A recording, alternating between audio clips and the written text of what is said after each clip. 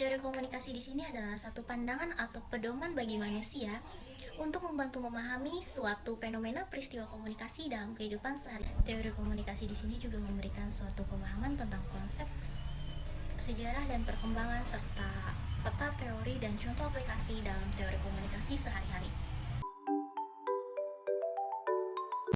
Saya belajar tentang komunikasi antar pribadi. Jadi komunikasi antar pribadi di sini suatu proses pertukaran informasi yang dilakukan antar individu yang saling berkomunikasi, baik itu secara langsung, face to face ataupun secara tidak langsung.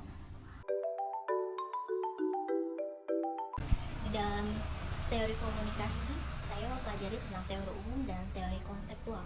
Di dalam teori umum ini dibagi menjadi 4 bagian. Yang pertama ada teori fungsional dan struktural, yang kedua teori behavioral dan kognitif, yang ketiga ada teori konvensional dan interaksional, yang keempat ada teori kritis dan interpretif.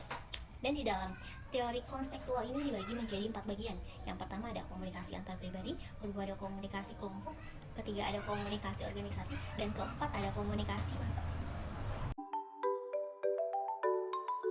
Menurut saya komunikasi massa, karena komunikasi massa ini mempunyai konsep tersendiri yang mengandung arti. Organisasi media ini memproduksi dan menyebarluaskan pesan kepada publik secara luas, dan pesan tersebut digunakan, dicari, dan dikonsumsi oleh audiens. Saya ketika dosen sedang menjelaskan materi di kelas cukup dipahami dan apa yang disampaikannya ini cukup jelas, serta dosen sering memberikan contoh-contoh kasus ketika sedang menerangkan materi. Jadi kita sebagai mahasiswa ini cepat memahami apa yang disampaikan oleh dosen. Lalu